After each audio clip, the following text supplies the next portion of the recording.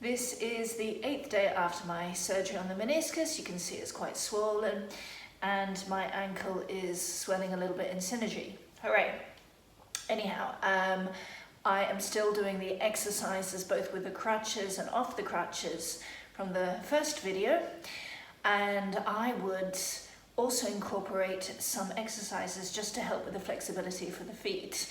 The feet are really important in terms of managing those cautious first steps, both with the crutches and then when we get rid of the crutches, and helping us to also manage the fear factor, which is really something to bear in mind in this period of healing. And so this is an exercise that I've been doing, and hopefully it will be useful for you.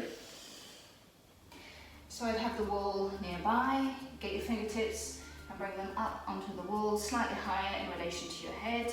Bring your heels more or less in line with your bottom, and you can leave your feet parallel. Your legs slightly bent, or if you've got the stretch, that natural stretch in the hamstrings, you can also just straighten them.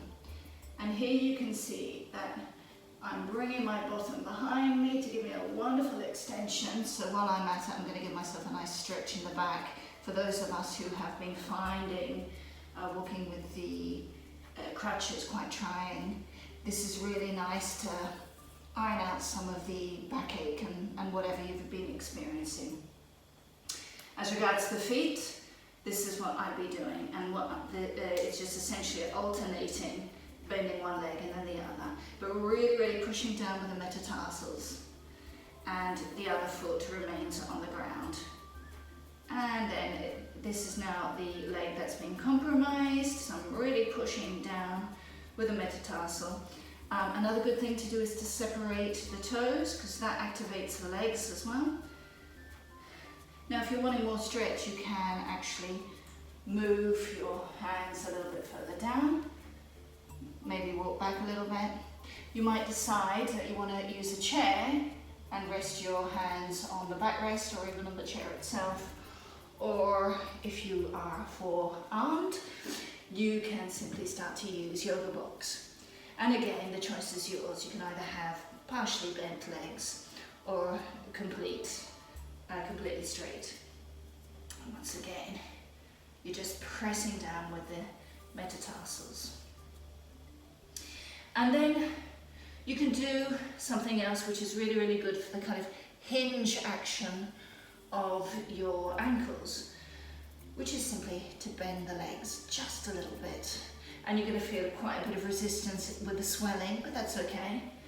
Just breathe in it and do as much as you feel you want to do and indeed need to do. Okay, and then you can just come up. When you bend your legs, make sure that your knees are over your toes. And for all these exercises, just bear in mind that the lower abdomen should be moving in towards the spine, and we want to try and push at least a little bit your chest through in front. So as I say, alternate legs, separate your toes,